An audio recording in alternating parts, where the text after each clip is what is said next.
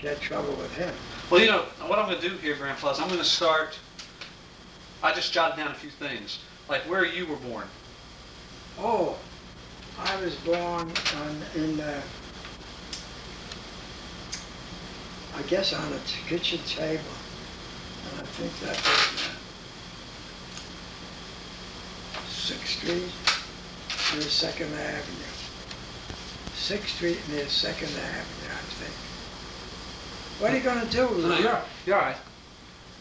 Where was that, New York City? New York City, oh yeah, sure. Well, in order to tell you where I was born, I have to tell you first the preliminary to this. Didn't I tell you, Ron, that my mother wanted to be a nun in Italy, and her father and mother put her in a convent to become a nun, right? Right. About a year later, my grandmother, her mother, gets a letter from the superior of the monastery.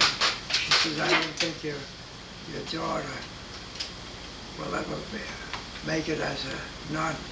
Physically, I don't think she's able to go, because it was 3 years before you took your final vow. She was going to be what you call a monastic nun. Right. They don't go out like Sisters of Charity, you know. Yeah. So, all right. So, my grandmother takes her out, yeah. see? Well, let me jump in. I just got a few things that we'll cover, and then we'll go into stories. You were born in New York City. Yeah. In 18... 95. And that, so that was May 22nd. May 22nd. 1895. May 22nd, Yeah. 1895.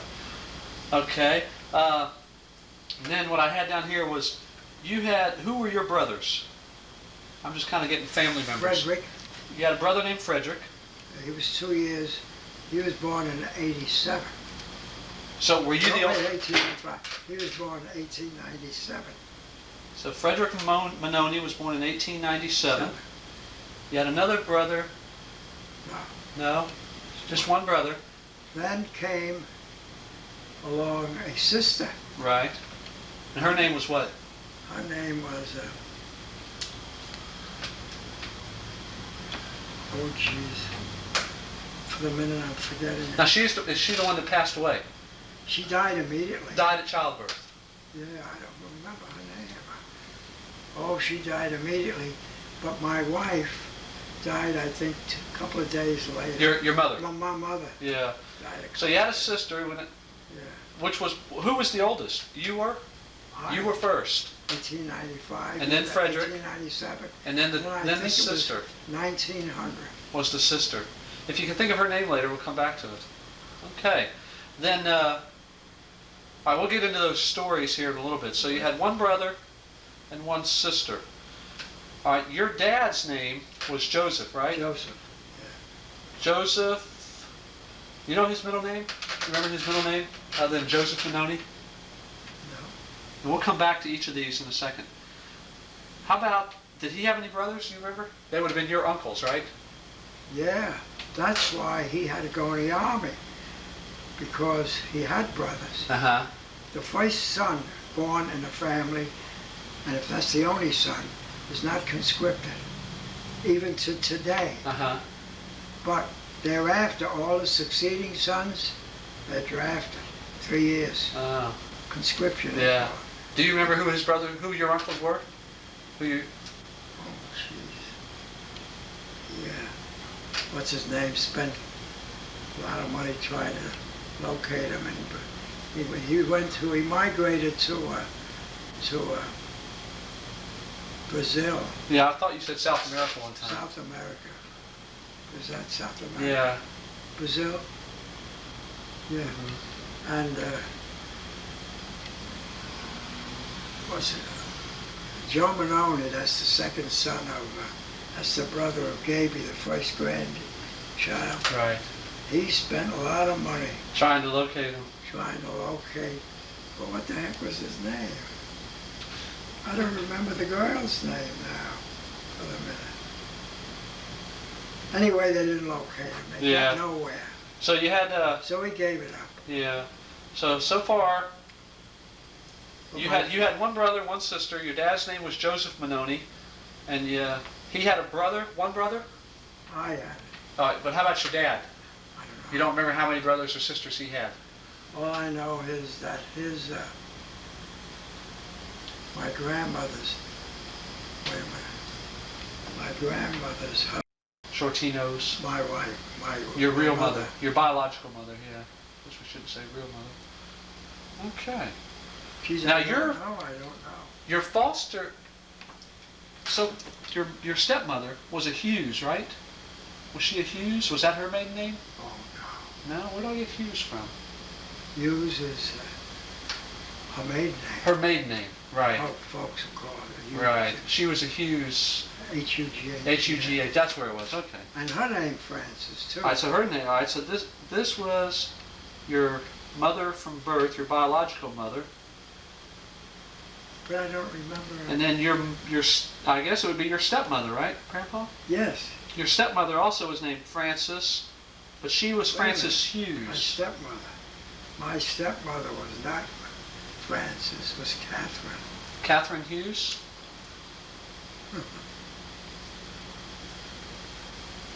My stepmother? Yeah. Stepmother. Oh yeah, I went home to her stepmother. Her name was Catherine.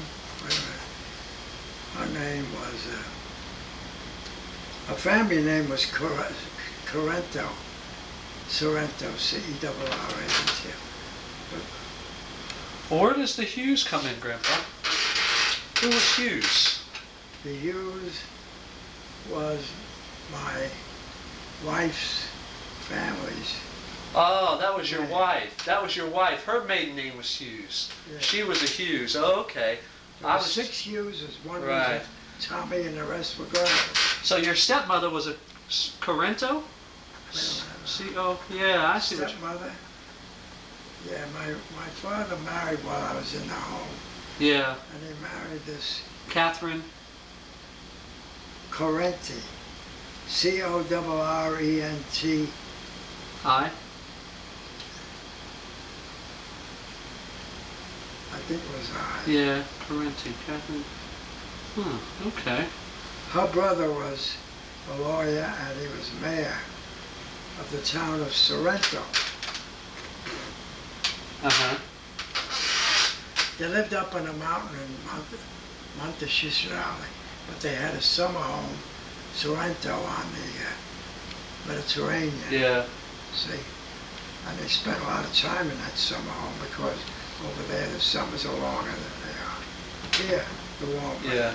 See, So what happened? And your dad, mom, all that. Your dad was in Italy, and they moved over here, huh?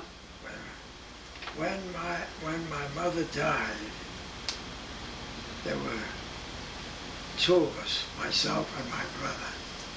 Right. And my grandmother, my father asked my grandmother, so did my uncle, Right. the father of Shortino, Right.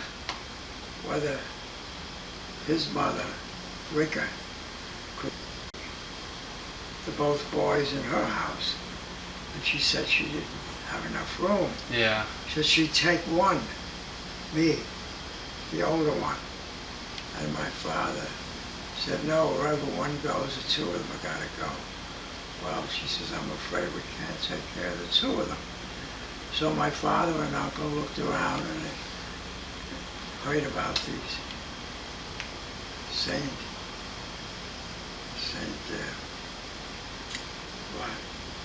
Roman Catholic orphanage, boys Roman Catholic orphanage, which is, what's the name of the right title was Catholic orphanage. So he got me in there. They got the both of us, my brother and myself, in this orphanage. Yeah. Geez, I don't know the name of that orphanage. It was a whole square block. Now this was in where? In New Jersey? York City. New York City. Oh yeah. 89th to 90th Street, First Avenue to Avenue A. Whole square block. How old were you then? Do you remember? See? How old was I? was 5. You went into the orphanage at 5. Yeah. And, yes. And I had to get out when I was 12. Yeah. If I didn't get out, they'd send me in Baltimore, continue high school, they were going to make a priest if the parents didn't take them out. So, Yeah. so I got to be 12. But before I got to be 12, my father heard of somebody in Italy, unmarried, was a doctor, an MD, on the Italians line. I went back and forth. And he has 3 daughters, not one of the 3 are married, and a brother. The brother was the oldest. Then comes the 3 unmarried daughters. I don't know how my father got in touch with them first, but where he worked at that time in what's the billiard name? Brunswick Billiard? Yeah. Tables they were making. Pianos they got out of that. And somehow or another he wrote and that so-and-so says you have three unmarried sisters, and he's interesting to, he would be interesting to be introduced to them and maybe make a visit to America. Well, the brother, at that time, he was a lawyer, but he was made also, he was made, we're not listening to that anyway. Yeah. He was made a Go ahead. lawyer, whatever. What am I saying here? Well, Grandpa, go back a little bit. What was I saying there? You're talking about the sisters coming over from Italy or Oh, something. yes. And then the mayor, his name was, and he brought the 3 sisters over. Catherine, Christina, and Amalia. And the reason for bringing his 3 sisters over, the brother was the oldest, and 3 sisters, they thought that in time that I might marry the youngest, Amalia. Yeah.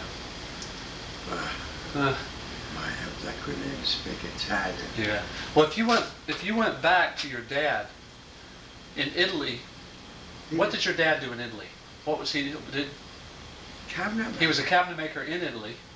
Before he was conscripted, they went to Okay. a vocational high, and it mostly was cabinet making. Right. They learned. My uncle. That's where my uncle met my father.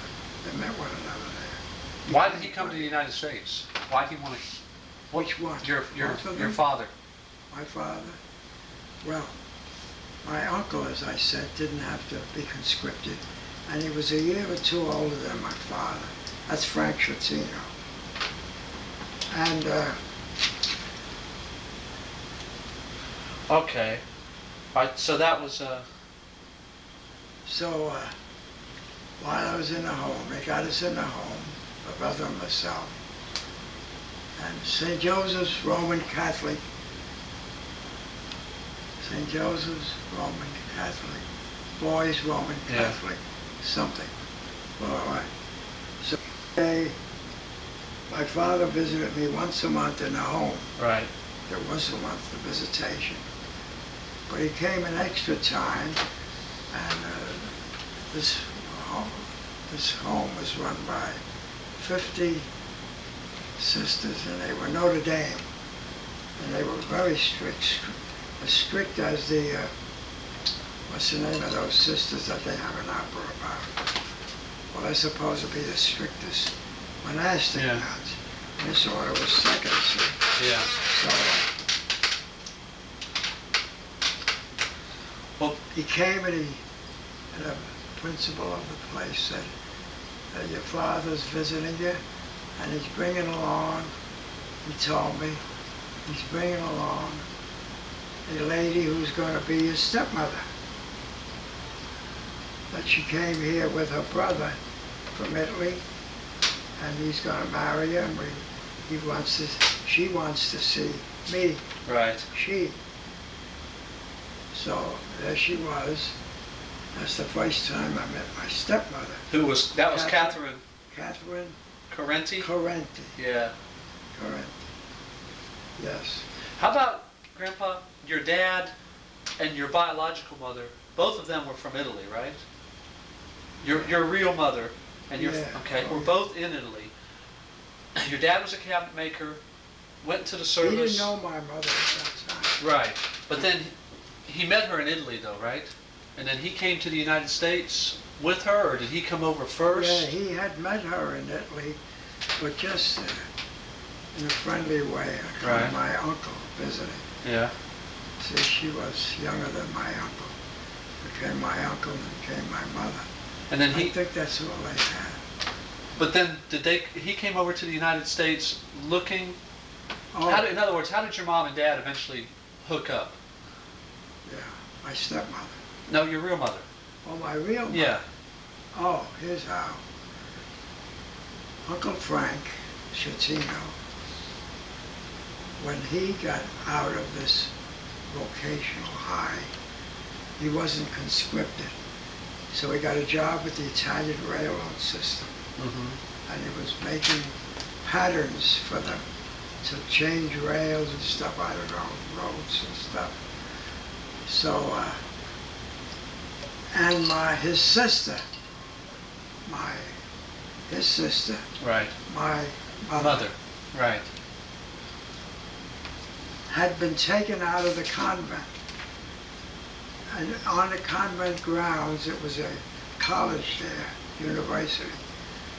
And when my grandmother got the letter from the Mother Superior saying, your daughter is not physically fit, she will never become a monastic nun. Yeah. And I would suggest you take her out. Right. So my grandmother goes out and she takes her out. But she says to the Mother Superior, she said, but I understand you have a college here. It's a university on the grounds. Oh, she says, yes, but what would she be interested in? Oh, she says she used to fiddle with our piano. He said, at home, see. Oh, that's a good idea. Maybe she can get in there to study piano. So they got her in this same grounds, but college-like. And she studied piano and organ. And after 4 years, she got a, what do you call it? A degree? Yeah. Then she stayed further a year and she got a master's degree in composition. Wow. Music, or piano, organ, and then finally composition. And she got out. Right. So she gets out, and her brother, Uncle Frank, Right. he's roaming around Italy for the Italian railroad system. My father had been conscripted at least 3 years, and he said to himself, I don't know, I think I'm going to America alone.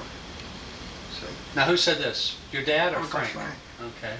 My father's in the army. Yeah, okay. He's in Ethiopia. Yeah. Uncle Frank is lonesome. What am I going to do about my mother and my sister? So he made them understand that he's going to go to America alone, pave the way, and maybe get them over to America. So he gets to America alone, and he gets to Little Italy. It's a colony, Little Italy. Yeah. See, and like the Germans have a colony, the Jews had a colony, and the Catholic. So he gets in Little Italy, and he gets a job right away with the Hardman Peck Piano Company, making cases, not the action, just the cases. See, so and before long, he gets to be foreman. At that time, he said, I think I'll send money over and get my mother and my sister here. His sister, which eventually would be your mother. Yes. Right, okay. Now he sends money over, and they come to New York. So they're listed in Ellis Island. Uh-huh.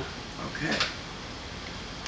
When they come to New York, he'd already moved from Little Italy to 14th Street. Uh-huh. And that was supposed to be big stuff. 14th Street and then 23rd Street were the big places of New York. And then gradually went to 42nd Street. And it ended there for a while. Then I went to 59th. When I got to 59th, that was the end. And there's a park goes to 110th Street. Yeah. 59. So anyway, my father gets out of the service. My uncle sent money, and he got his mother and my mother, Right. his sister, Right. To over come there. over. Right. When they came over, he had already moved to 14th Street. Right. So they were housed there at 14th Street. Uh-huh. See, I can see the house even yet. It was opposite a firehouse. Well, they lived there for a while, and he was lonesome. I wonder when Joe Manoni, he knew he had 3 years to serve. My father gets meantime out, goes back to Italy in the service. Right. His time is up, and he begins to look around for Frank Schettino. So they were good friends. Frank Oh, and yeah. they just kind of... When they were taught cabinet making together, that's where they met. That's where they met. My father And Frank, Uncle Frank. Yeah. So my father looks around and he said, oh, Schettino, he moved to New York. He got sent for his mother and his daughter, his sister. Yeah. And they went to America too. So my father says, geez, what the heck am I going to do here? So from Italy, he goes into France and he gets up to Paris. And he wakes at some big, hotel, was it? He got a job mending chairs, inlaid chairs, Uh-huh. stuff, you know. So he got sick of that and he went down to Leon, Ohio's Leon. Right. And he worked there for a while alone. He got sick of that and he thought he'd go to Germany.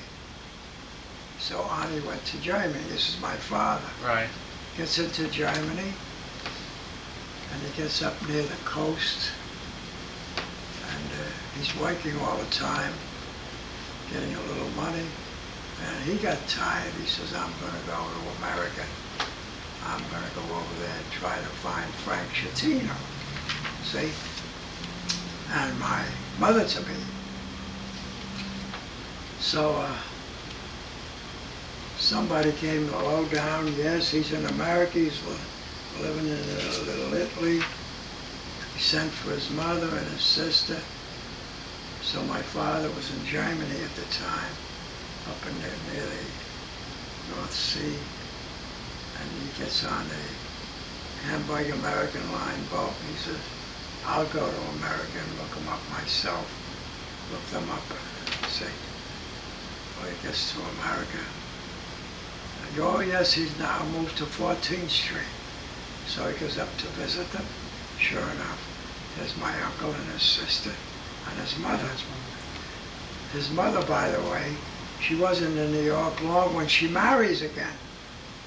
And instead of Schettino, my grandmother's name becomes Ricker.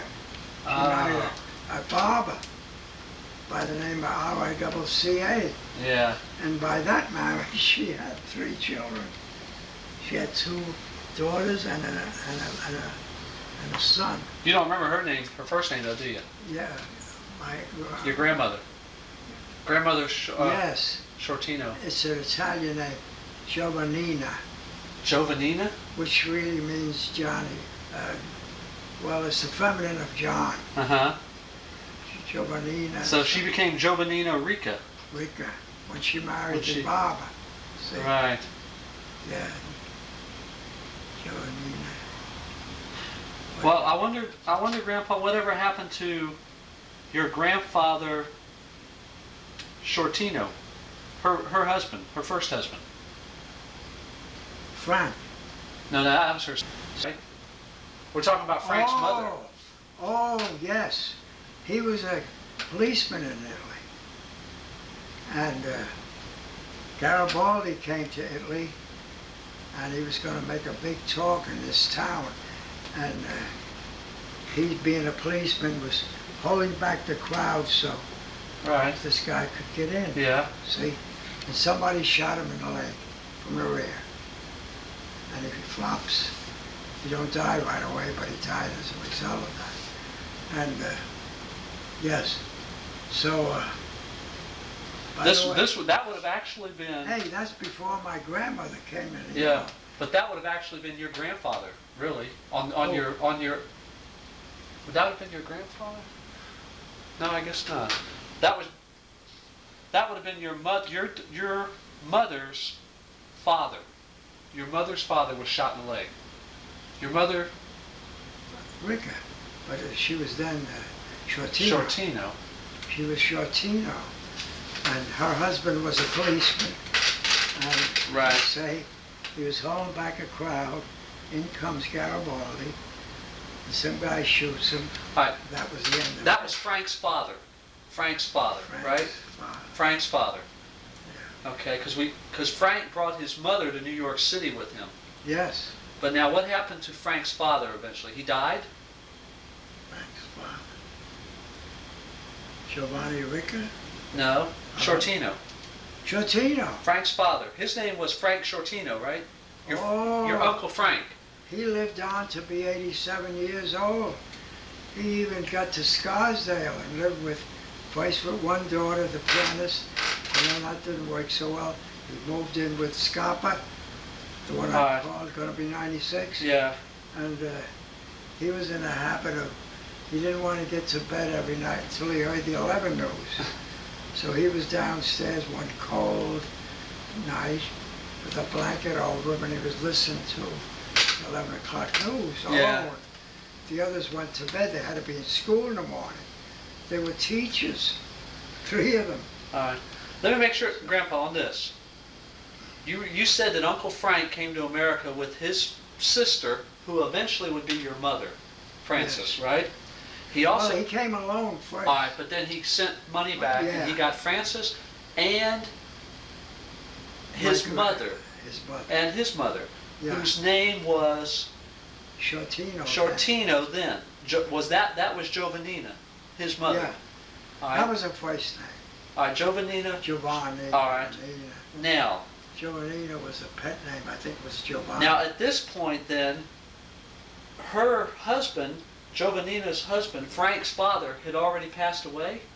See, that's what I don't understand. Uncle Frank's father. Uncle Frank's father. Uncle Where Frank's was his father? Was shot in the Right. leg. In Right. Italy. Right. And after he died, Oh, then that's when they came over to America. that's when he sent money to get His wife, mother and his mother sister. and his sister. Okay, that's what I was trying to clear up. He died there He died there as a in Italy. result of that shot. As a result of that. Okay. Then they came to the United States. They came over.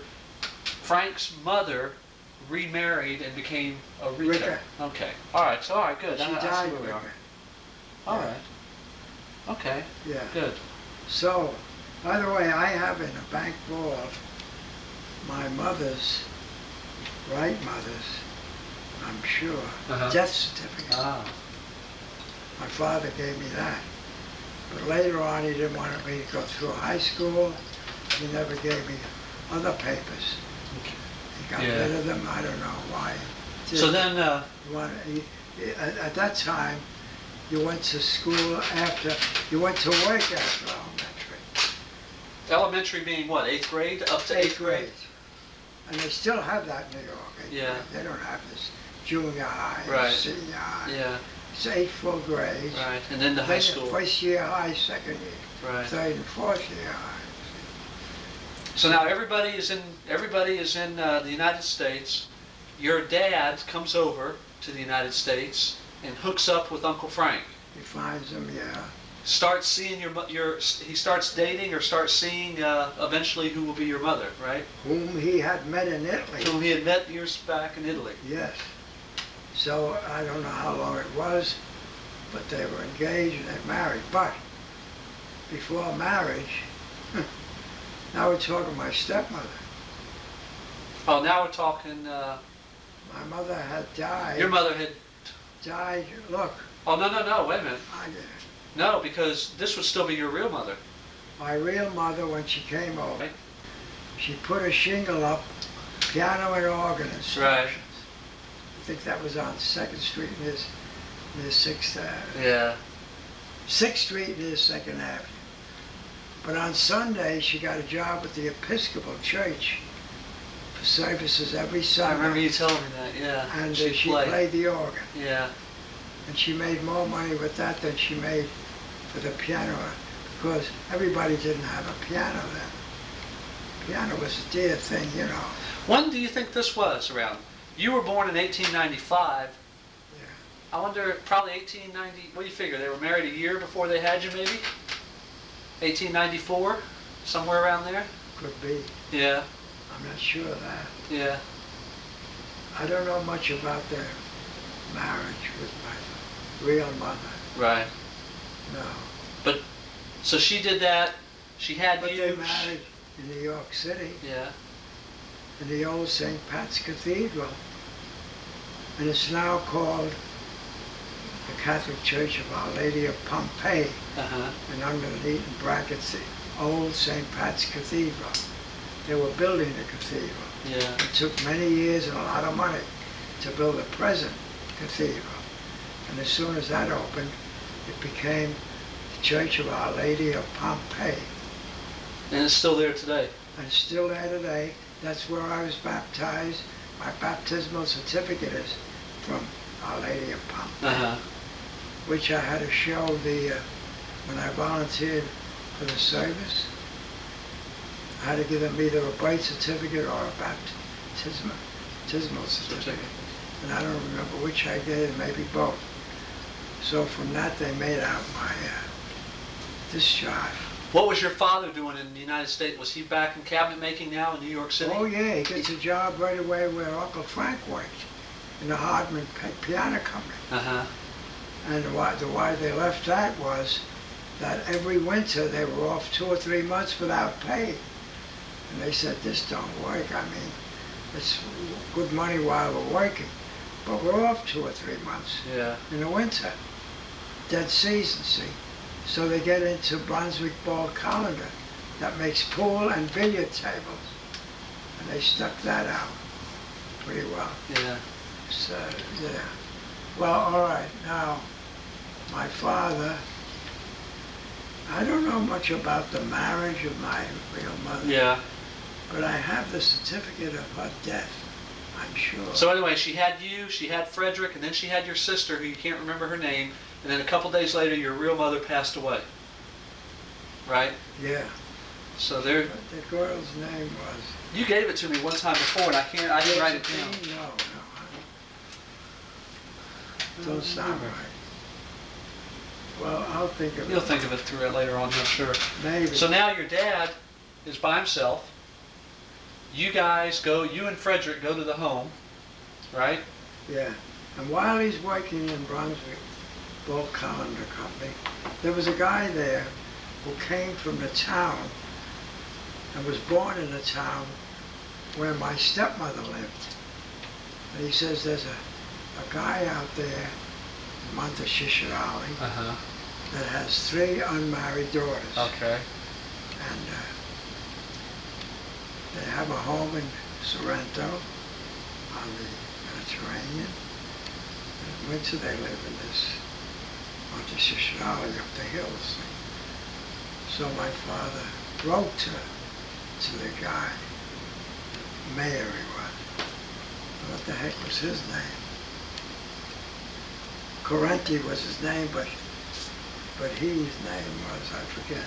He brought the 3 girls to America. Yeah. After communicating with my father several times, I guess he thought this sounds kosher. So he goes with his daughters to New York. And he gets in touch with my father right away. Right. I don't know how long it was until they married. I don't know. I was in the home. So your dad married one of those 3 daughters, The oldest, Catherine, the name. which was Catherine. All right. Catherine Correnti. Okay, right, I've got that. Yeah. Okay, so then, The other sisters were Christina and Amalia. now did you and Frederick get out of the home then? when I was 12, my brother was 10, 10, yeah. and my father came to get me out.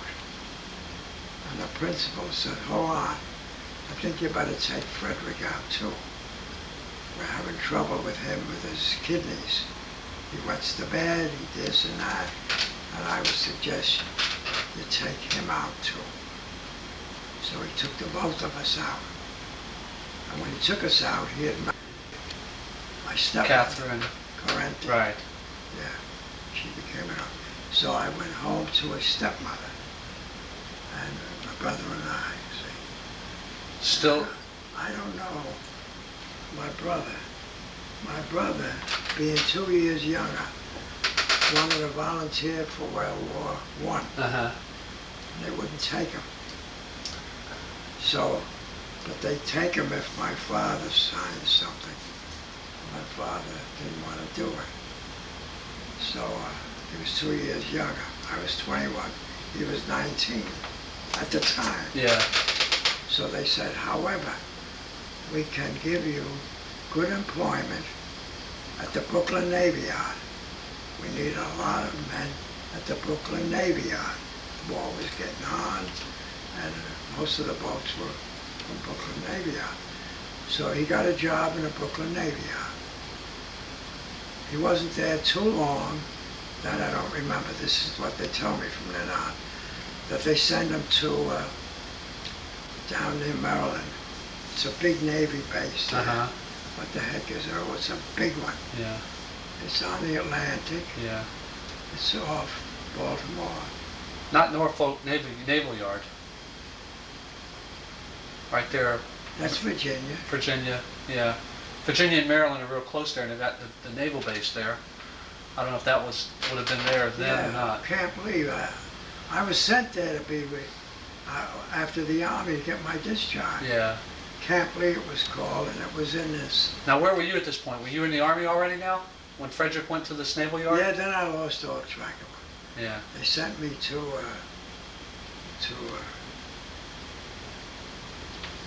top of this mountain. What the heck did I say it was? Camp Greenleaf? No. It was Well, what eventually became of Frederick, Frederick. your brother? They transferred him from Brooklyn to this Navy Yard. Right. And he got the black flu that winter.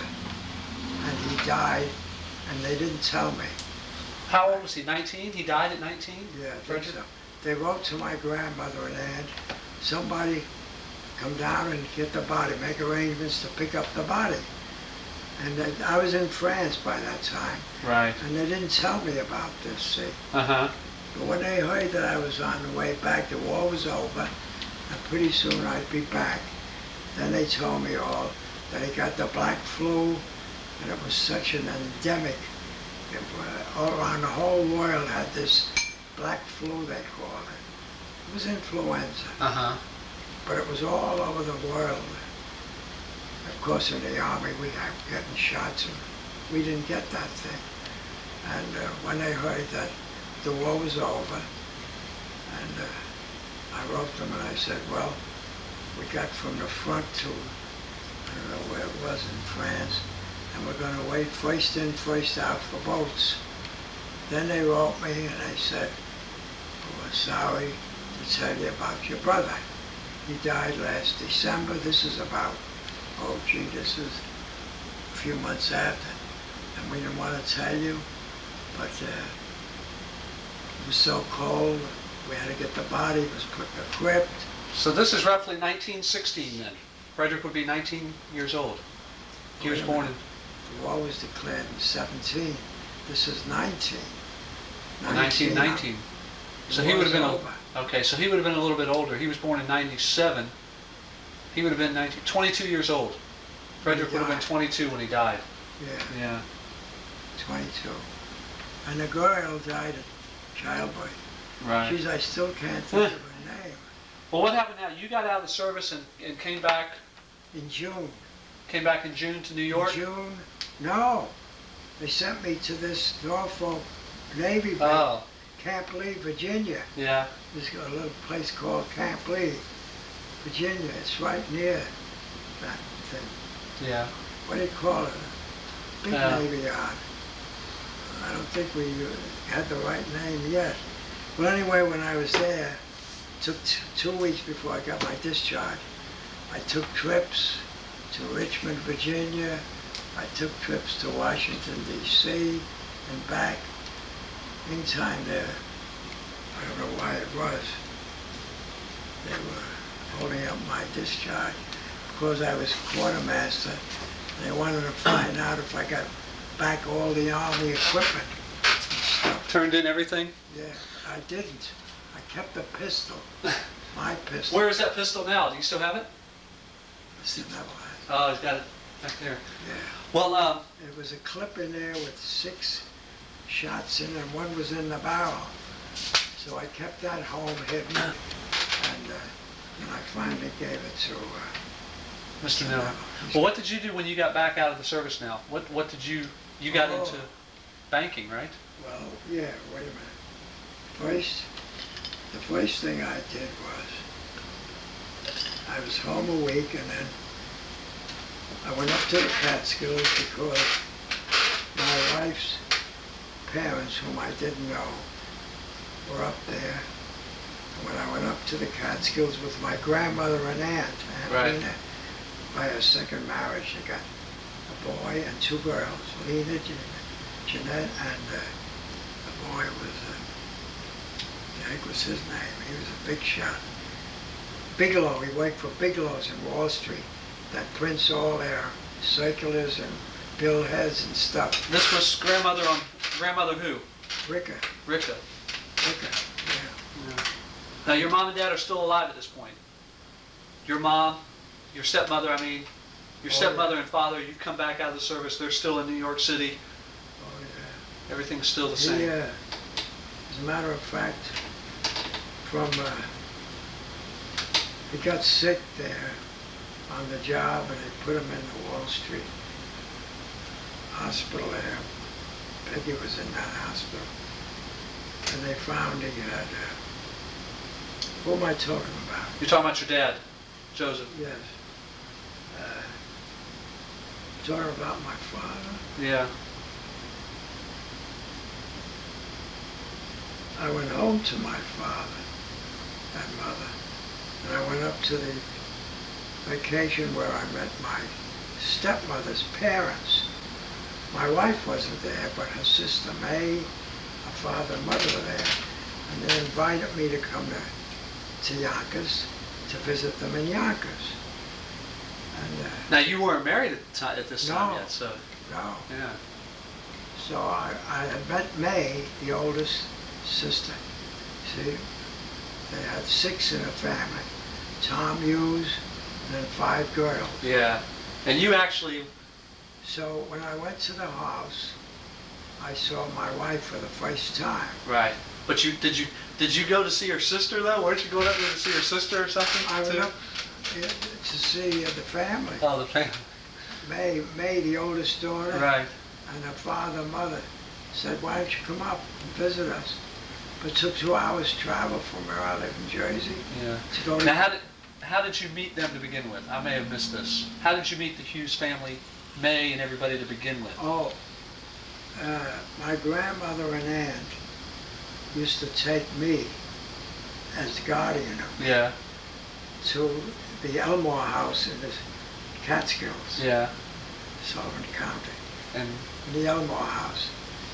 And they used to take me for a vacation, a school vacation. I'd go up with them. I don't know how they started to go up there, but they knew Elmore. Elmore was a graduate from Syracuse University, farming and stuff like that. And he bought this big farm in the Catskills. yeah. And he opened a big hotel, called it a hotel, for visitors, called the Elmore House. And he was on a lake. They cut their own ice. They had their own cows. He was a real farmer, but a graduate farmer Yeah. from Syracuse University. And that's where you first met the Hughes family then? On my first visit up there, my grandmother and my aunt and I, we met the Mr. and Mrs. Hughes. Yeah. And May. And May, the oldest daughter. Right. Yeah.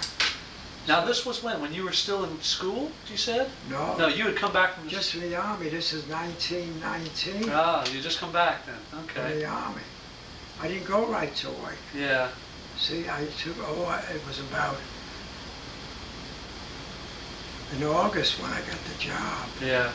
with the Guaranty With Trust. Morgan. Yeah. See, Bosch Bonita was finished, but they gave me a, they didn't call it a resume, a recommendation. Gave me, I still got that. Uh-huh.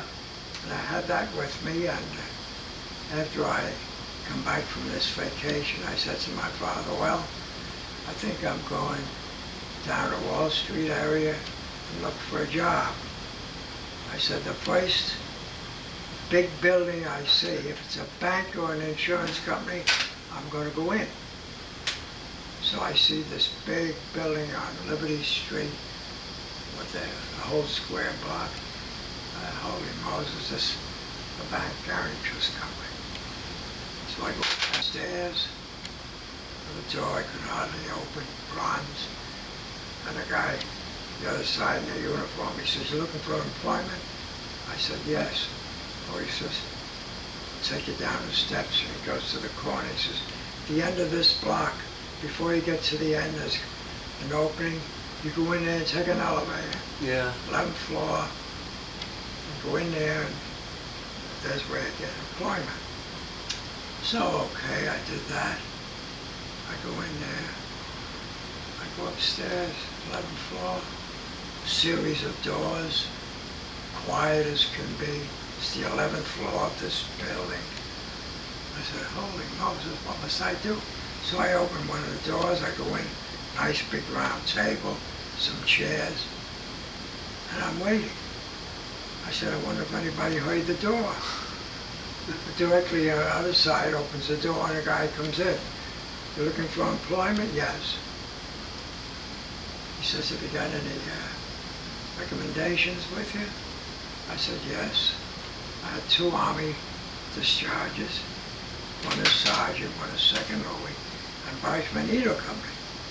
So I hand him the 3 things, begins to look at the discharges.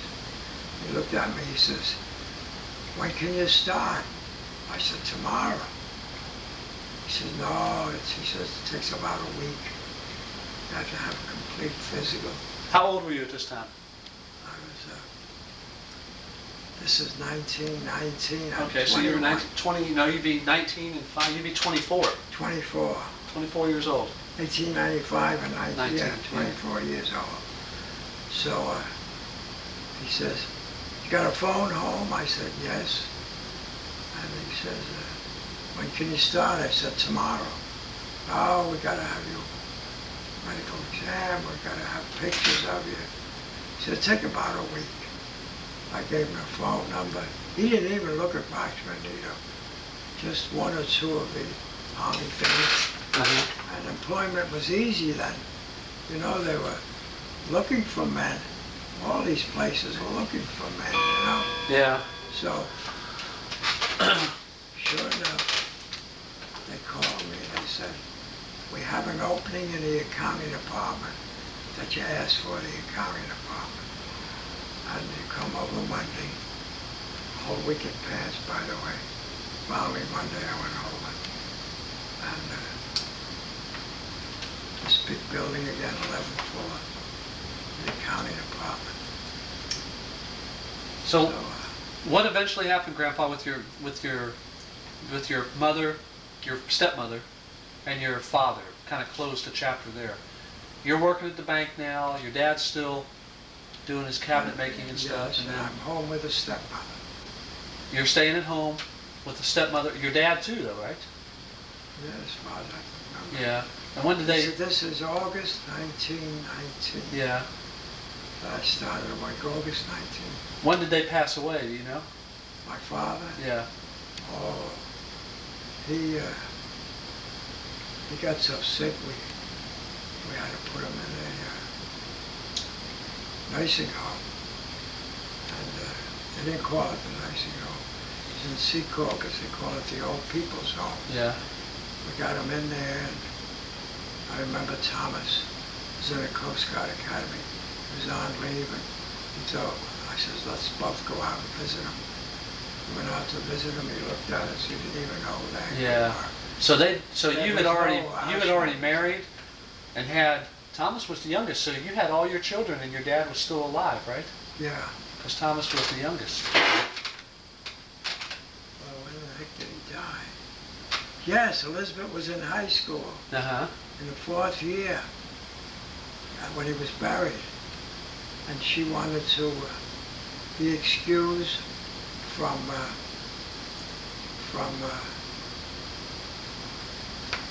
school, or either one. She asked the pastor, he says yes.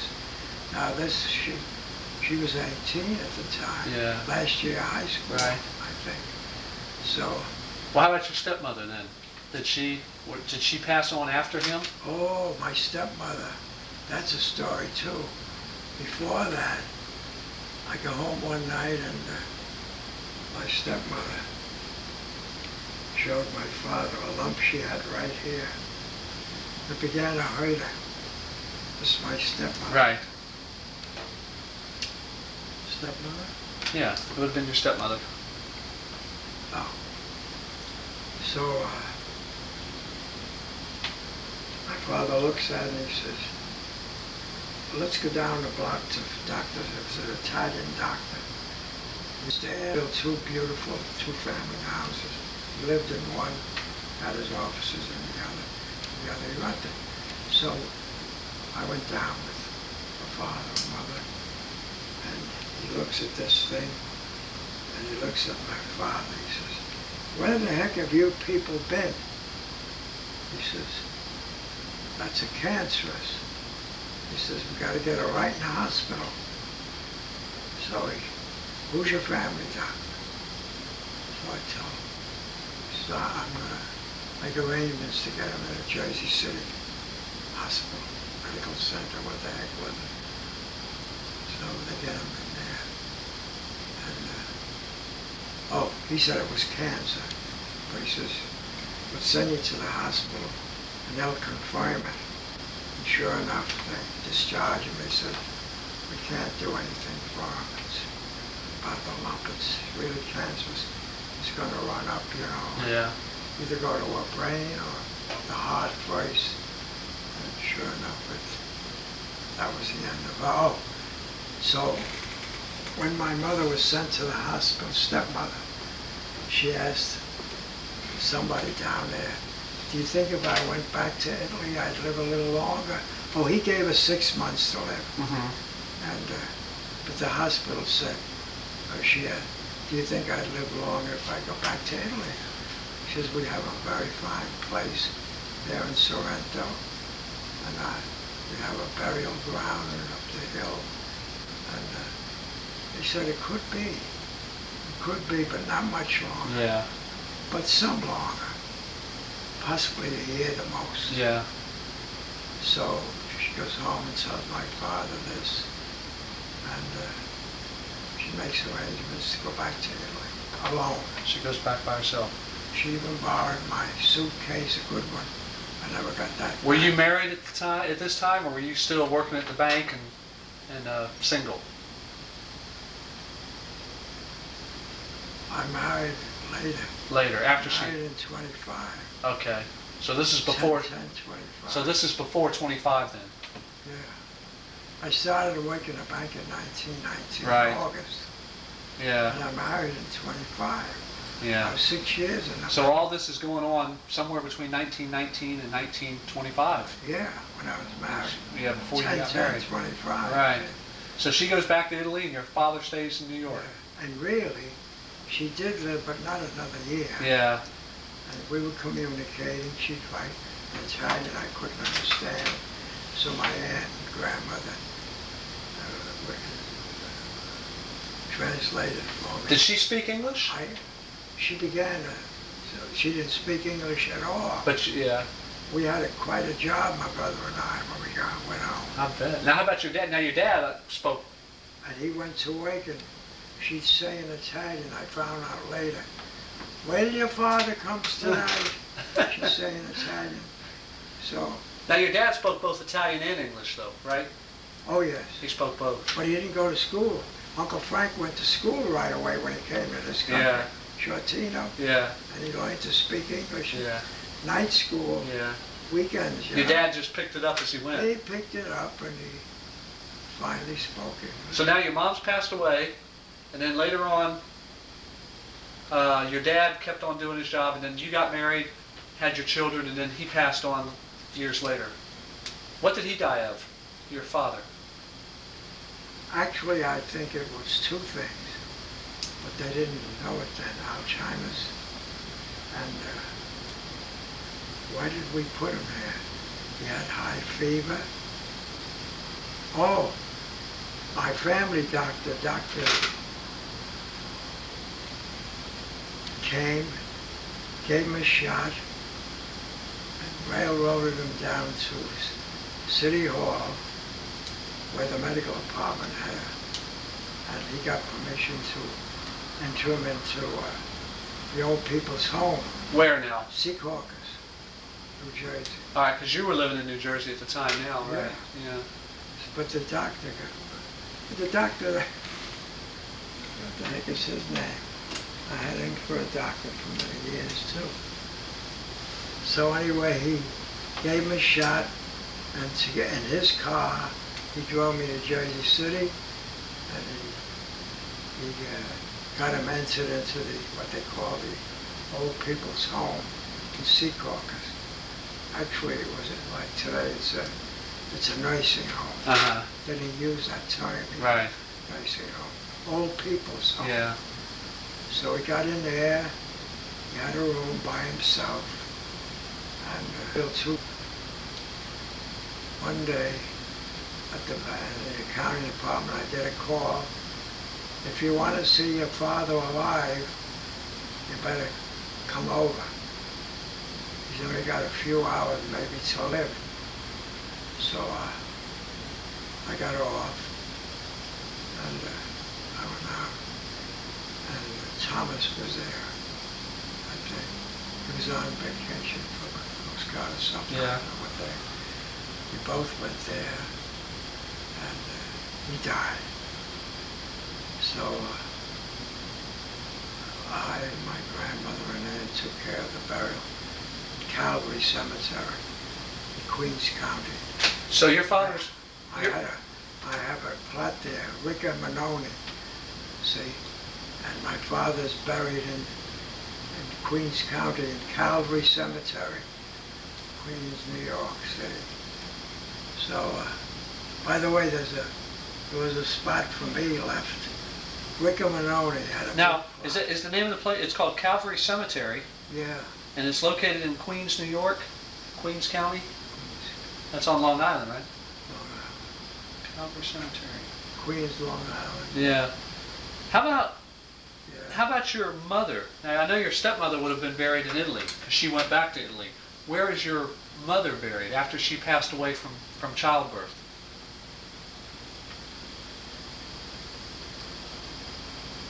Jeez, my mother. Yeah. My mother. Who's the one that had the lump? That was the stepmother. That was my stepmother. Yeah, she went back to Italy, you said, and she died over there. But your mother now, after you said she died after giving birth to your sister. She died in New York City because, look, I think I have her death certificate. Uh-huh. Well, I think I have in the bank box the death certificate.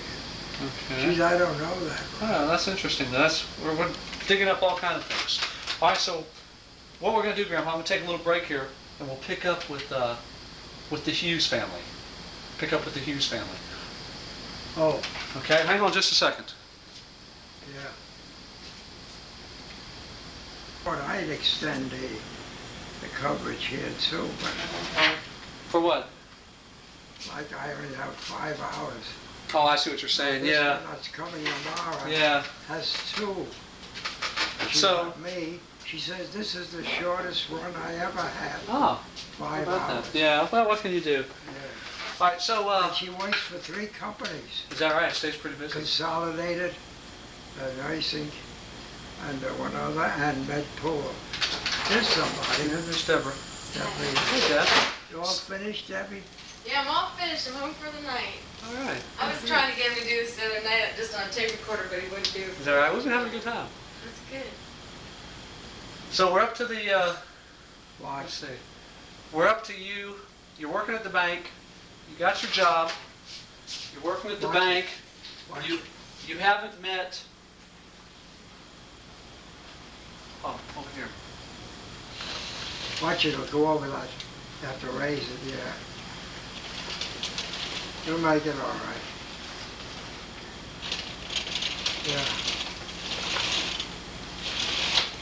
Okay. It's very good, very Katish. Katish. All right. So you're at the bank now. How do you meet your wife, Grandpa? How do you meet your wife? Well, remember I said they invited me to their home? Right, in the Catskills. So I go to, no, I met them here, yeah. So I go up to Yonkers. And I meet all of them. My wife, Frances, May I had met, Right. and Margaret, and geez, I don't remember all their names. 5 daughters. Oh, Anna. Anna was the last. She went to the convent. She wanted to be a. Before Anna was. Oh, geez, I forget now. I had 5 anyway. Oh, so these would have been your wife's sisters, right? Kay and yeah. Anna. 4 sisters, yeah.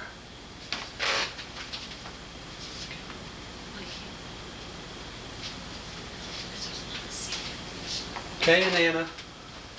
And who else? She's like Margaret, Yeah. Margie, and Margie. Kay and Anna. Was she a Margaret? Was that Margaret or Margie, you wonder? Oh, it's Margaret. Yeah. Margaret. Now there was one brother? Tom Hughes. Tom Hughes was the Tom, brother. he was the oldest. Which would have been really Thomas, probably. Thomas. Is that who your son Thomas was named after? Well, that's my best man there in that picture.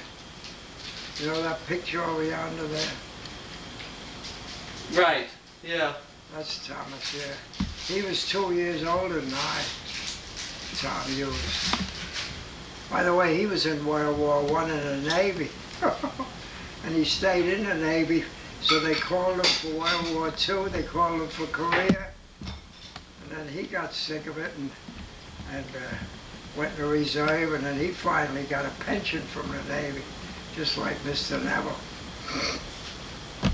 That was who? Oh, yeah. Who was Lilius? Thomas's wife? Wife, yeah. Lilius Hughes, huh? Lilius Hughes, yeah. Her maiden name was Young. Young. Oh, I can remember when she came from England with her 2 brothers. And they lived on the same block with the Hughes's, you know, Vancouver Park Avenue. And through church they met. And before long, they were engaged and then they married. Tom Hughes. And then you met, so you went up there and then you started seeing Francis. Yes. And Margaret. Oh, Aunt Peg was too bossy. She married Uncle Emil. She was a bossy type. And Anna was the youngest, but there's one between, I can't remember the name. But Grandma was a nurse, right, Grandpa? She was What? already a nurse when you married her? Yeah, oh, she was an RN in 1917. I didn't know her then. I met her in 1919. She was already, oh, wait a minute.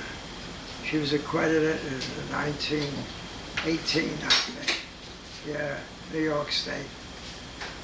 And then I had her accredited in Jersey State.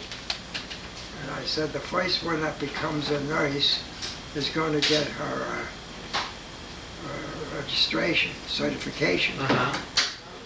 So we thought that, what's her name, was going to be a nurse, but she changed her mind when she was in Lucille. college. Lucille? Lucille, Yeah. yeah. for 2 years she was going to be a nurse. So she's got the last certificate. I got to get it back from her and give it to Gabby. Oh, is she a nurse? Gabby is an RN. She's Oh, is the she? oldest of the 17 grandchildren. Yeah. Gabby. Yeah. Gabby what?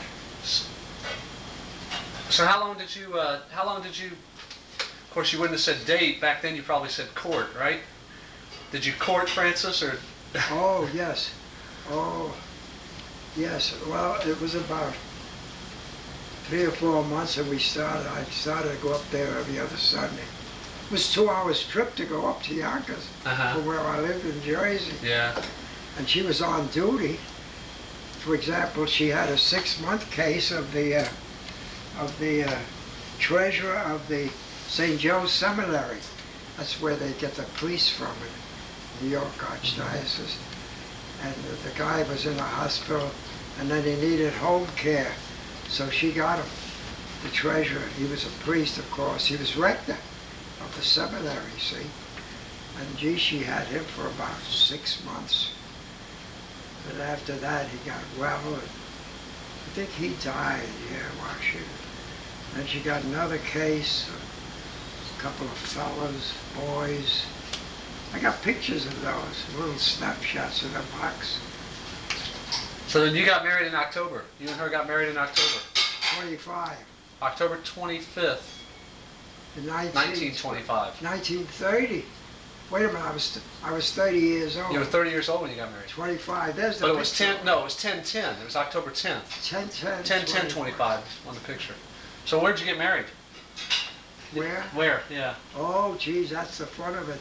The monastery rector says, and the pastor, why the hell did you ever have to go up to Yonkers to get married? Aren't we good enough here with all these priests? I was married in St. Dennis's up there. In Yonkers? Their parish, sure. Their parish was St. Dennis. Uh-huh. And St. Dennis is one of the early martyrs. He was beheaded. And this girl here that's coming tomorrow, her name is Denise. That's the feminine of Dennis. Yeah. Oh, he was a great martyr of the church. This St. Dennis. So now, that picture, all those people that were in your wedding, your best man was who? Tom Hughes? Tom Hughes. Tom Hughes was your best man? I had no male cousins. Yeah. My father was dead. I had no cousins. Right. My Your brother was dead. And buried there in Yeah. Calvary. So I asked Tom, he said, sure. 2 years after, he asks me. He asked me, and I became his best man Uh-huh. when he married. When he married Lily. Now, who was with your wife? Who was her maid of honor? Was her sister. Wait a minute. She had actually her sister Margaret was, but then my cousin Ida on that picture, and someone else I don't even know who's on the picture anymore. There's another girl there. Oh, Catherine. That's Catherine. Catherine was the name of the other girl. Catherine Hughes. Yeah, here. This is my cousin Ida. This is Catherine Hughes. This is Margaret Hughes. There's Tom Hughes. Of course, there's my son. Now, who is Ida? Yes. Who is she? Shortino, sister to the one that's going to be 87. 97. 97. Elizabeth Scarpa. Yeah. Scarpa. She's a sister. She's a Right. sister. Yeah. No, Ida is my cousin. Okay. Shortino. Yeah. Ida Shortino. And this is Catherine. And that was Margaret. That's Margaret, Aunt Margaret. Right. This is Elaine's. Oh. This is my daughter Margaret's godmother, Margaret. Uh-huh. That's what she's named. So you named Margaret after her, Thomas after Tom Hughes. Right. How about Elizabeth? Elizabeth and Is when it's going to be 79, 89. is that who you named your daughter Elizabeth after? Yeah, she's her godmother, Uh-huh. as well as second cousin or whatever the heck. And how about John? John. Tom son. Hughes was his godfather. He's named after Tom Hughes. So no, who is Thomas's? But how about your son John? Who did, or did you just pick John? No, that was Aunt May's husband. He was a sergeant of police in New York City. He was a big shot up there. John Hughes, John Cuff, born in Pennsylvania, near Scranton. Yeah. Actually born down there. He got to New York somehow or other. And he was, what are we talking about? Margaret? No, you're talking about John, your son John, who he was named after. Kay's. Oh, who's the one of the uncles? Uncle Tom. Oh. No, Uncle John. Yeah. John Cuff, born in Scranton, went to New York City. His uncle was a lieutenant of police up there and got him in the police force. And he went up the rank quickly in years and he got to be sergeant. Mm-hmm. Then he met May. And they married. May, my wife's oldest sister, Yeah. Mary Hughes. But Mary Hughes had such a terrible operation earlier in life that they couldn't have children. So while she was in the hospital getting this big, what do you call it, out, they had to give her Tumor? hysterectomy Oh, yeah. first. So John Cuff comes in, sergeant, and they said, how the heck are we going to tell them that they'll never be able to, they're engaged, see?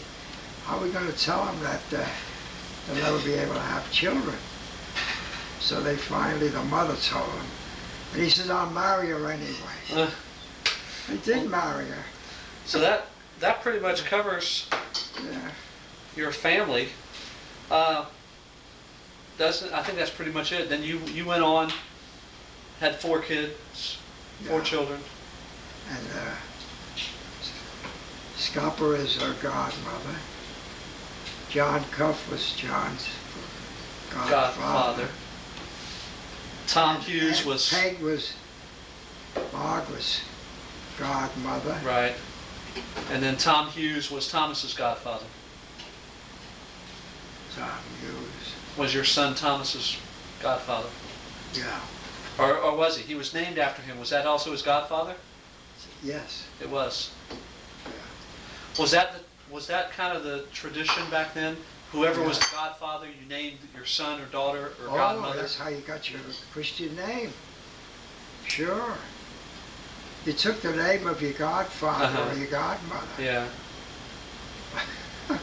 What about when you were in the service, Grandpa? You used to tell me tales about when you were in the military. Oh, the service.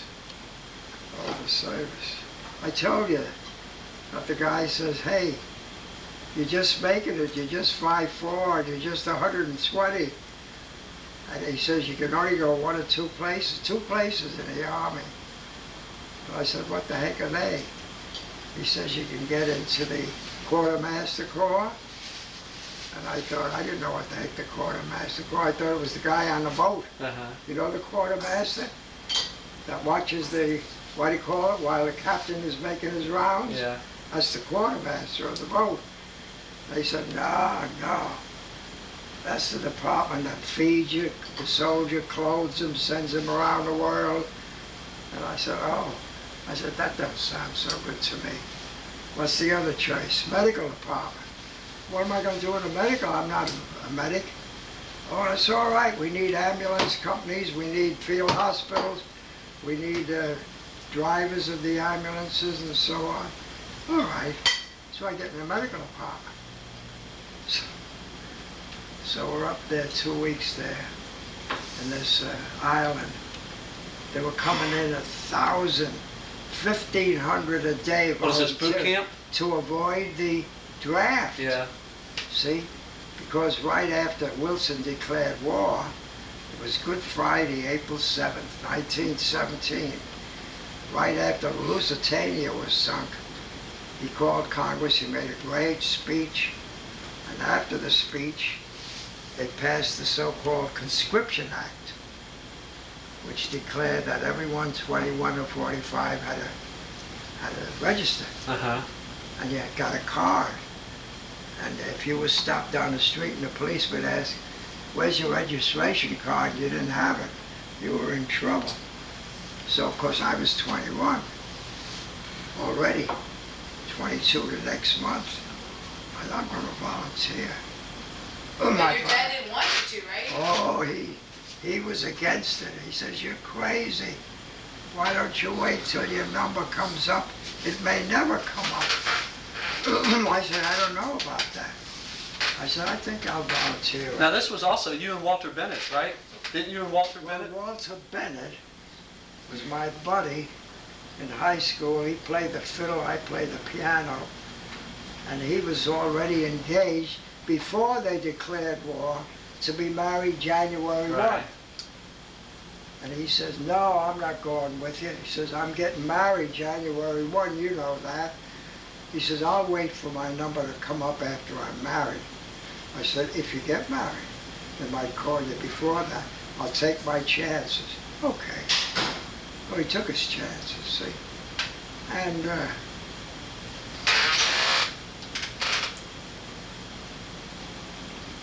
I remember that I was up there 2 months, 2 weeks, and Walter Bennett came to see me with his engaged. Yes. And I said, Walter, you still got a chance. He said, I'm not going, I'm going to get married. I'll wait for my number. Okay.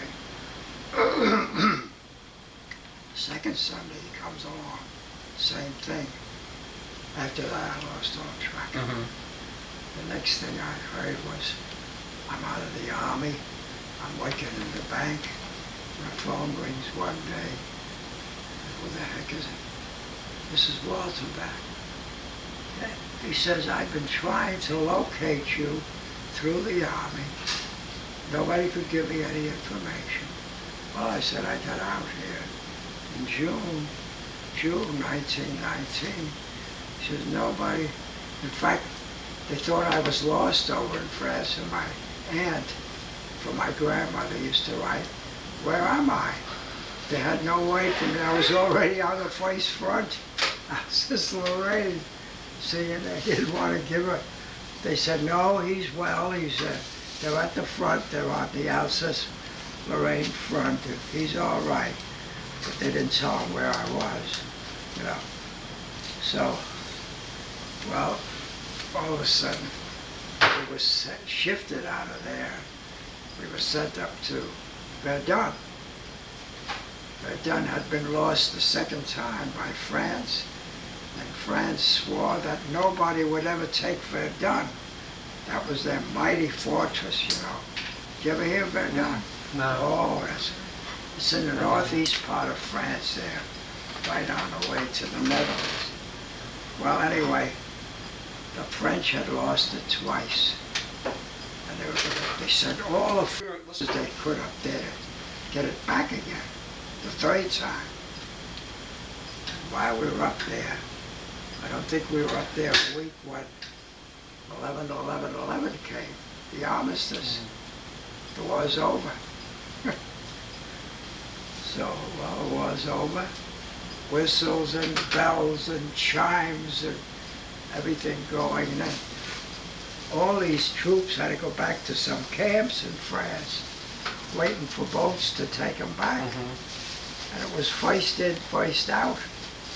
And I didn't get over there until late, because I was in Camp Jackson for 7 months. Where's Camp Jackson? Columbia, South Carolina. That was one of the cantonments they built for the draftees. And we became the sanitary corps of the whole goddamn camp, you know. 55,000 troops. That's why I stayed there so long. But anyway, I soon got over there. Oh, did I tell you how when we got over there? No. Yeah, I think it was 10 boats. I don't know how many submarines and Army, Navy boats went over the seas with us. When we got to the Azores, we turned north. We were supposed to hit the France, see. St. Nazaire was the France's big shipping port where they kept their Navy boats, and their shipping was done there. St. Nazaire. Instead of going here to St. Nazaire, our boat gets lost and it goes up this way. It's to Liverpool alone. We get there, they said, where the heck are you? You belong to the 81st Division. They're in St. Nazaire, where your equipment is, your ambulances are there, the mules are there. Well, so Liverpool is here, Southampton is here. It took us 4 days to get down here. I think it was 3 nights and 4 days of marching without packs, you know. And then what did you do? Ferry across to France? Yeah, we stayed a week and rested in Southampton, and then one bright, light night, beautiful night, rustled across The English Channel? Is that what it would have been? Yeah, we were supposed to go again to St. Nazaire. We get across to Cherbourg, I think. Hey, where the heck are you? You're 81st Division. Hey, your stuff is part is on the line already, 81st Division. So we had to go over to St. Nazaire where the ambulances were. Yeah. The mules, the horses. So we get there and they say, well, draftees are having their 6-month boot and your division is already on the line, Alsace-Lorraine. So quickly we assembled our, ambulances. And we're all ready to go over to Alsace-Lorraine over here. And Lord and behold, GM sends motor ambulances there. We had to learn all over. They were narrower. The stretchers were the same. Yeah. But they were narrow vehicles. I didn't drive a car. So they had to get guys to drive the others were mules, 4 mules. Yeah. And every 2 ambulances, they had a mounted sergeant of the medical on a horse, not on a mule. So the job was for the ambulances to go to the front, pick up the wounded and bring them to the field hospital. And then if the field hospitals couldn't take care of them, they'd bring them to a base hospital in France. Mm-hmm. And you stay there for months, and if they couldn't take care, like Walter Bennett lost his leg, Yeah. I didn't know it. And they sent him right away to St. Mary's in Hoboken. Mm-hmm. And from St. Mary's, they sent him someplace in Jersey, and he got his first limb, Yeah. artificial limb. He lost. Some guy, he was in the 1st Infantry Troop in the village of, what the heck was the village? Chateau Thierry. The first attack the Americans made, Walter Bennett was in it. I didn't know that. And while he's holding his, rifle, Mm-hmm. somebody got him in the leg. He was shot. He lost his leg. I didn't know that. Yeah.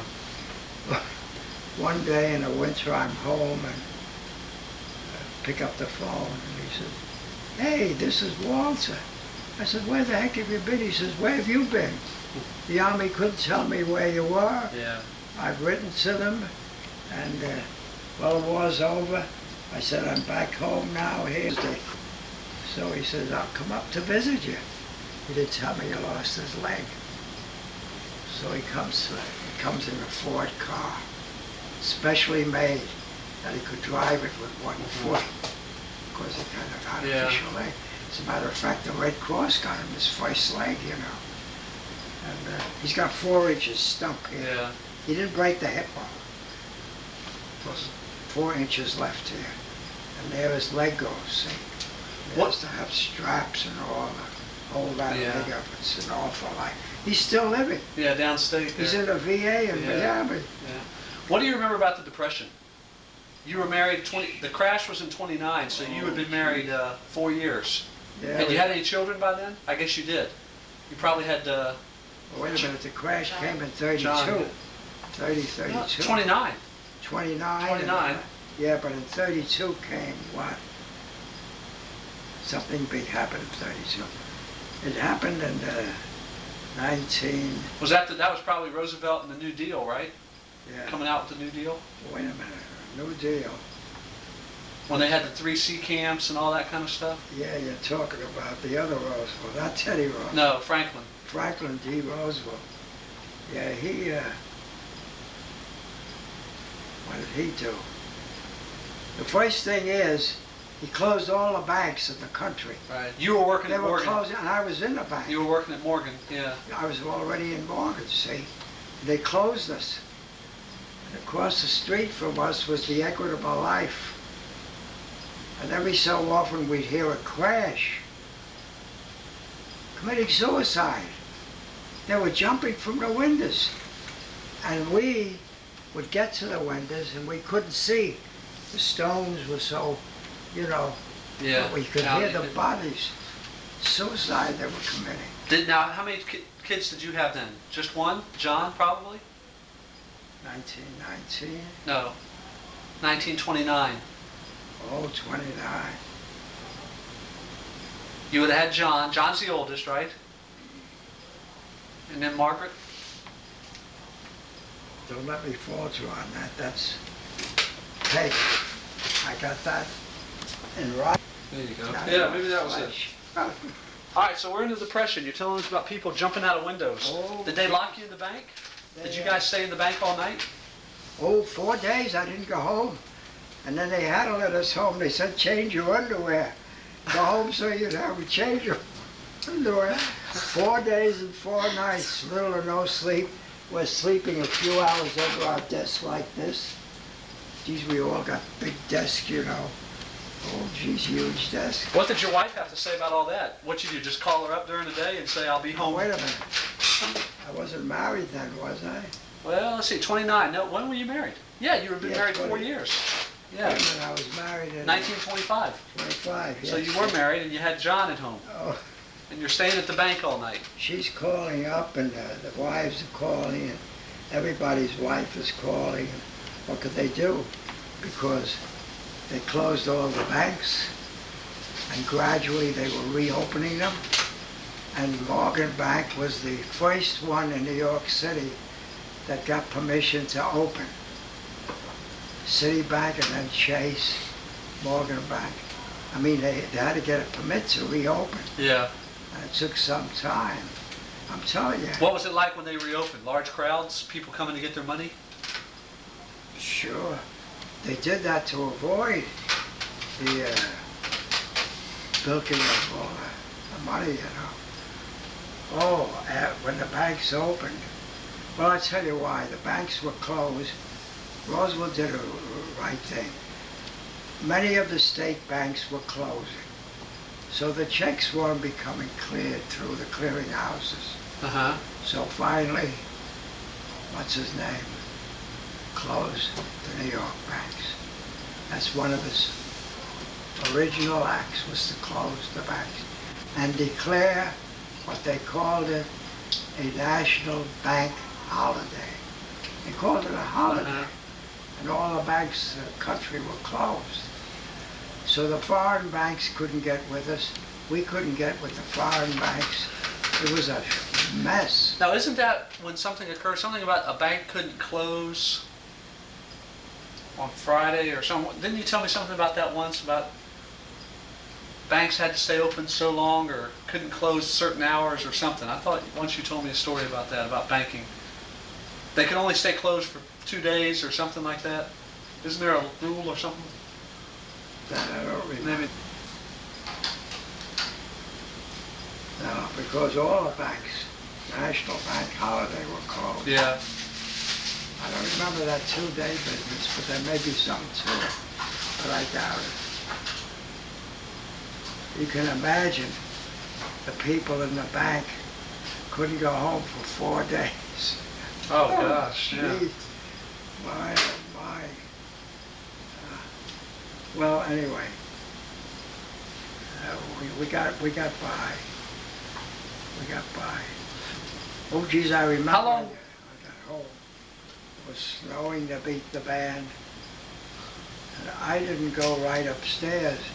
I went right down to the cellar. to put coal on the fire. You had to keep the oven going, for the steam Yeah. heat. Instead of going up before he said, "Where the heck were you?" I said, "I was down there. It needed coal. And otherwise you'd have no steam heat." When I got upstairs, well, we had to go back to the bank. So you had a job then through the whole Depression. You worked at the bank right on through. Oh, yeah. They were going to let 200 people go in our bank. And you know how they kept them? We all volunteered to give 1 week's pay or 2 days' pay a week. And that money collected kept the 200 that they were going to Release. Yeah. So we actually paid for their staying on, right. But that was a good point too. Yeah. Well, geez, that was 1919, wasn't it? No. The crash was in 29. 29. Oh, yeah. But how long did it last? How long was the economy suppressed? 4 or 5 years? Longer? In 32, they were still not out of the mess. It was really a depression of everything by 32. Uh-huh. Oh, yes. 32. And I got in the bank 1919, August 19. Yeah. Yeah. So you already had 10 years with the bank by the time the Depression came, or the crash. In 1930, when I married during the Depression. No, 25 you were married. 25, yeah. So it would be 4 years before. Yeah. Well, that was hard too. We lived in the Bronx. You were living Because in the my Bronx? father had a tenant upstairs, and he had a lease for so many years. And I couldn't get in Jersey, back in Jersey. He lived on the first floor alone, and he had a tenant with a lease. And until that lease expired, when it did expire, we moved. See, we rented. The uncle had, he had 2 or 3 apartments up there. My wife's uncle, Hank was his name. I still get something from the estate of that guy. Well, anyway, he, yeah.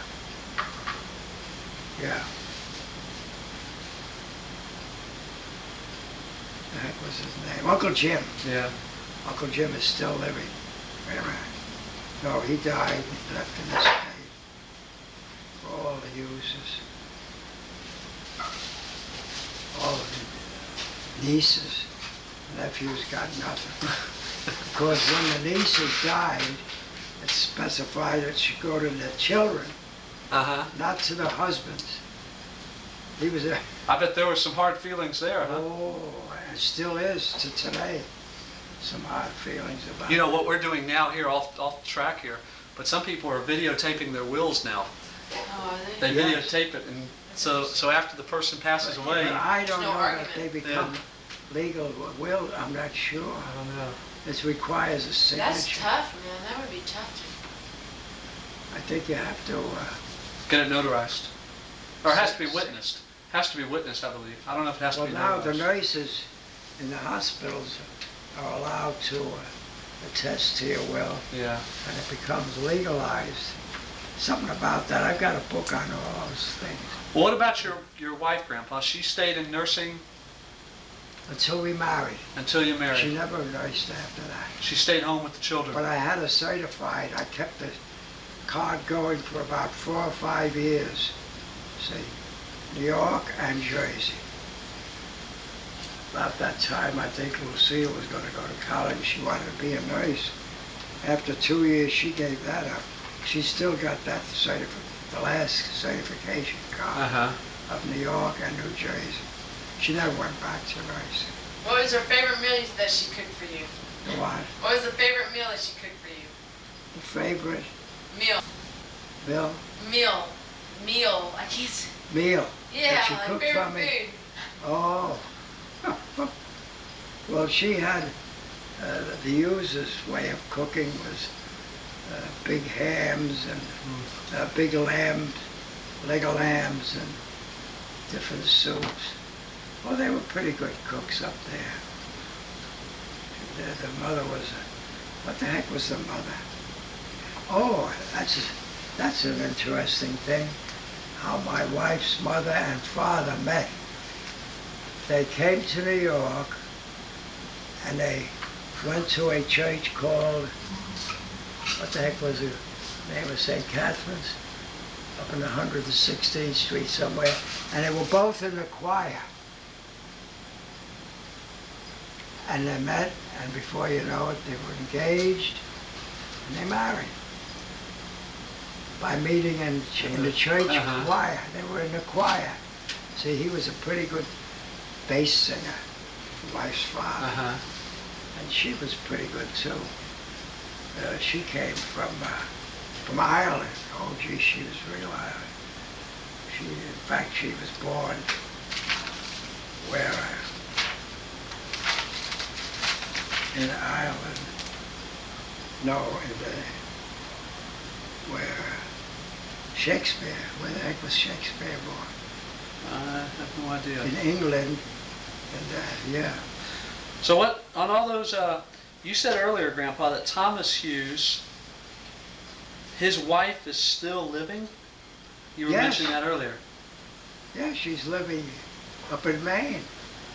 Oh, they had a fine piece Her of name is what? You said Lilia? Lilias. Lias. Oh yeah, she's... Now, how about Margaret, Anna, and Kay? She's old. Oh, she's pretty old too. Grandpa? So How about the others, your wife's other sisters? What were they, of course they married. Did they all marry? Kay and Anna and Margaret, did they all get married? Yeah, Anna went to be a nun. She was the youngest. She died as Mother Superior of that order.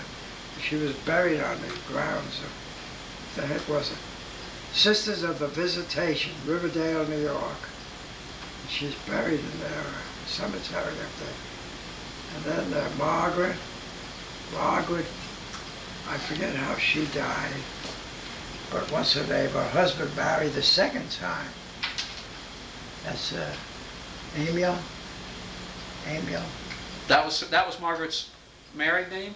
No, her husband, Amiel. Oh. E-M-I-L, Amiel. Yeah. Don't you recognize that as a male name? Yeah, but... Amiel? Yeah. Fanny. Fanny is her name. Her name became Fanny. Oh, she became Margaret Fanny. F-A-N-N-I-N-G. Oh, Fanning. Okay. Yeah, yeah. And Kay, did Kay ever marry? Who? Kay? Your wife's sister Kay? You talked about Kay? Yeah. How you doing? Good. Nothing. There was Margaret, Catherine, and May. Oh, it was a May. May-Y. May. Yeah, Oh, it was a May, okay. And she's the one that couldn't bear children. She married a police sergeant in the New York Police Department, John Cuff. she married, so she became May Cuff. Mary Cuff, yeah. Now the other sister was named Catherine. You just made, was that it? Was that right? Catherine, So there was May, Anna, Margaret, Frances, and Catherine. my girl. And then Thomas. Thomas was the oldest. He was, yeah. See, we couldn't think of Catherine earlier, but now we got it. Oh, and Catherine. What did she, who did she Hey, become? What you became of know- Catherine, Grandpa? And Catherine and Margaret were in the wax in World War I, I think. They were wax, Uh-huh. and what's her name? Catherine stayed in long enough to become a first lieutenant Wow. in the Navy. Yes. Did she ever marry? And Catherine? Catherine.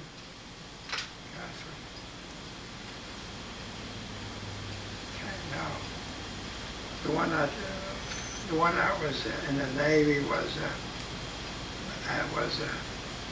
Catherine. Yeah. Yes. Yes, she. Hey, Ron, this is a very interesting anecdote. So she took care of the father. He was so aged. He died when he was 92. He couldn't get out of the armchair, Morris chair, or a Morris chair was. No. It was a chair that had rods in, and you could turn it almost into a bed or heist it every 6 inches with a notch, and you put this rod. Well, anyway, she declared that she wasn't going to get married until while her father was alive, that she'd take care of her father, wow. stay home. Yeah. And her father promised her a new car after he died. He promised she could get a new car. So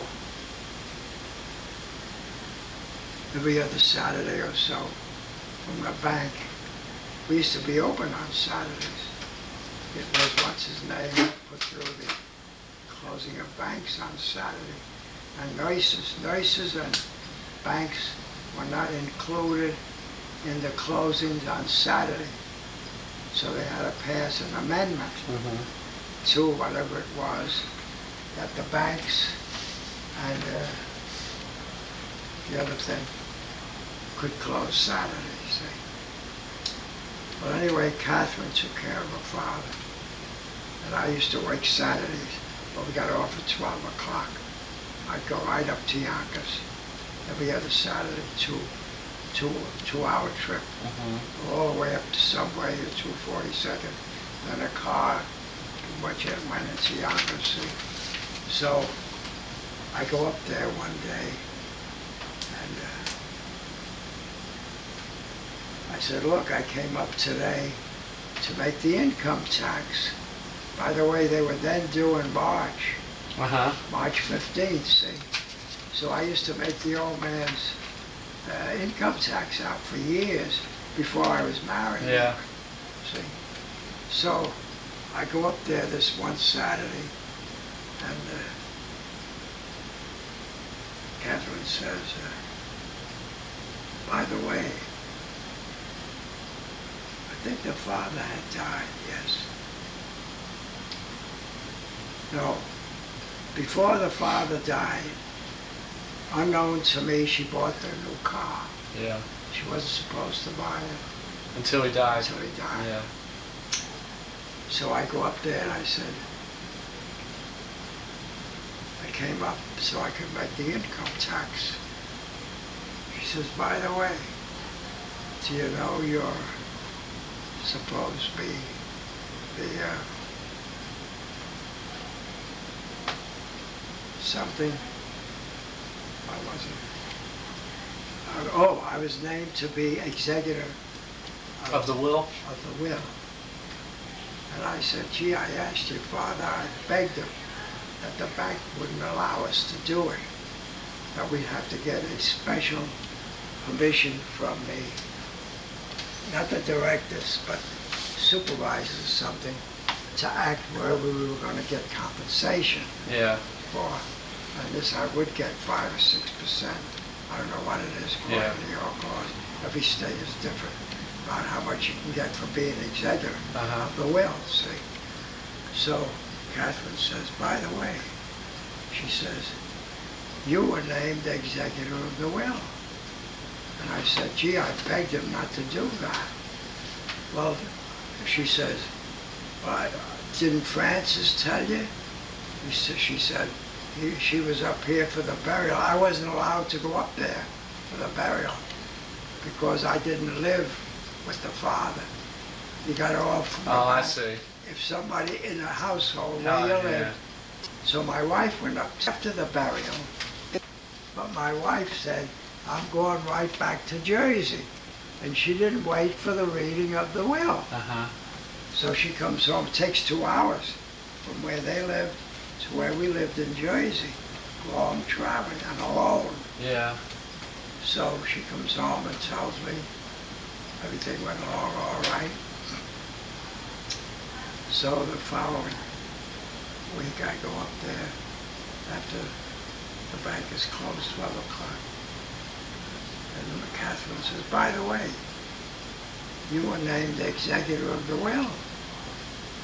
I said, I don't know anything about it. She says, didn't Frances mention it to you? I said, no. She didn't wait for the reading of the will. She came, oh, that's right. She said, She would ride home.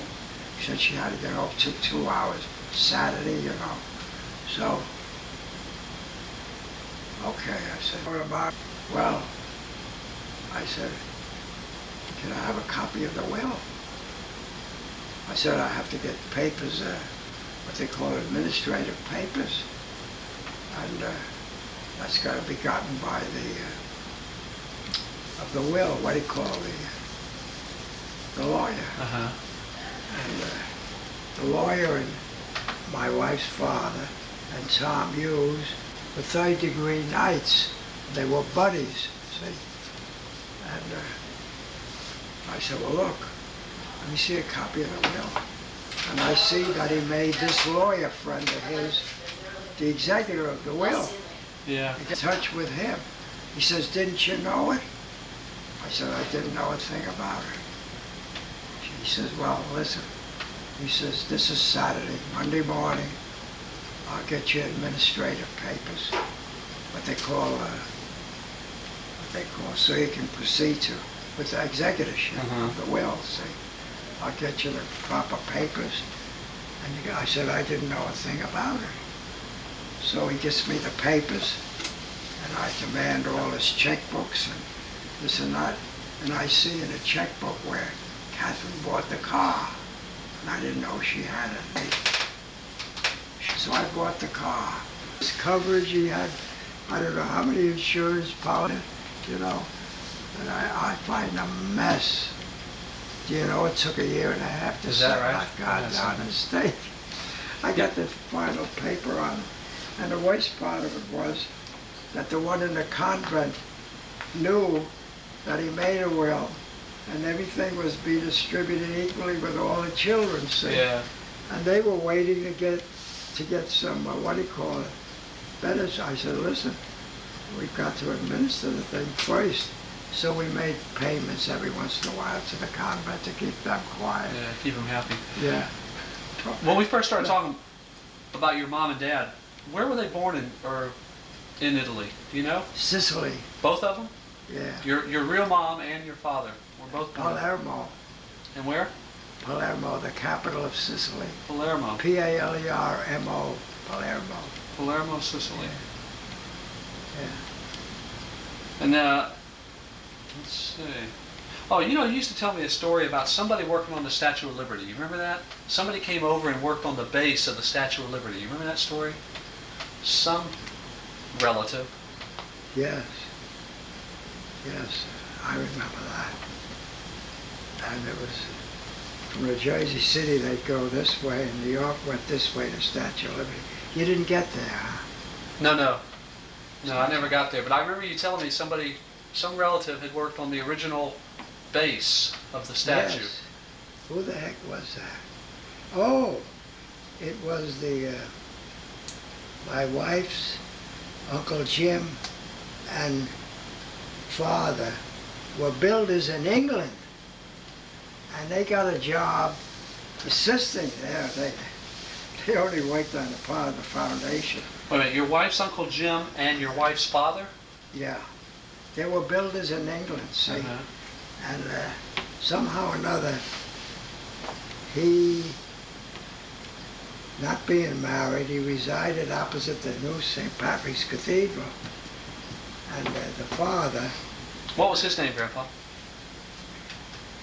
His name is... Because this would be... Uncle Jim. No. Your wife's... Mr. and Mrs. Hughes, what were their names? Because that would actually be Tom... Oh, Frank Hughes and Margaret Hughes. Frank and Margaret. Frank and Margaret, yeah. That's where the Margie comes from. Because that would actually be all your children's grandmother and grandfather on that side. Right. On the father's side. Yeah. Frank and Margaret Hughes. Margaret Hughes. She was born in Ireland, but he was born in England. He had a brother, by the way. Frank, my wife's father, was one of 13 children. Listen to this. Now, your wife's father was one, he was the second of 13 children. There weren't many boys, there were mostly girls.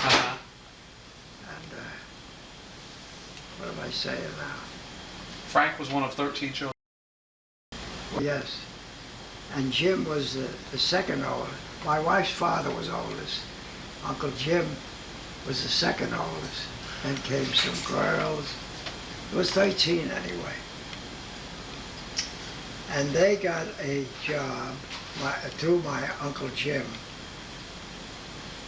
He built houses first in Yonkers, and then he lived in opposite St. Pat's Cathedral.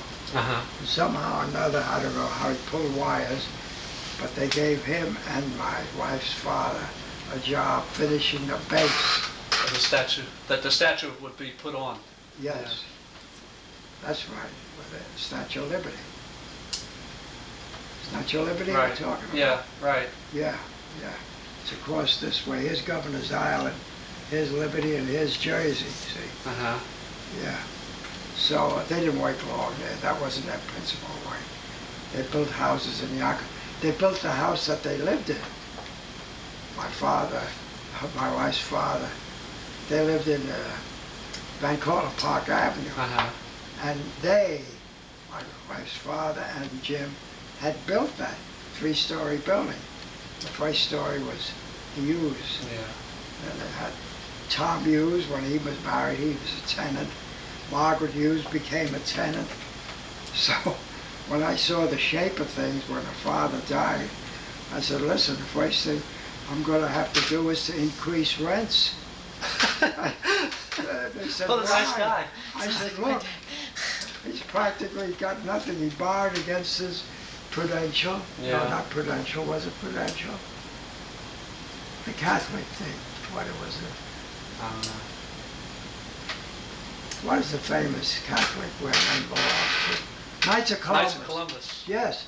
He had borrowed, I don't know, 5,000 from me. Knights of Columbus.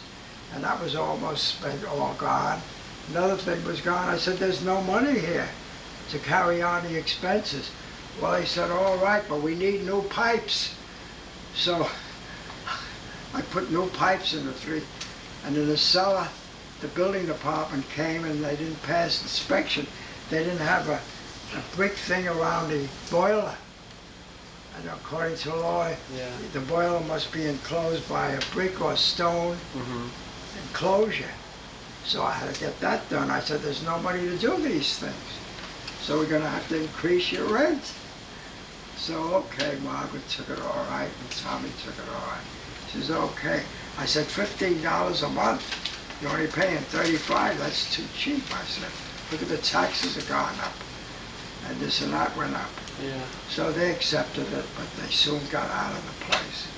Well, you mentioned your dad came over, and he didn't come through Ellis Island, you said, because he came over on some other line, the Hamburg American line. Where did that come through when it came to the United States? Oh, well. I thought everything came through Ellis Island. It didn't, though, huh? Well, everything that came from Europe. But if he came from Canada, like Uncle Jim came, you weren't registered in Ellis Island.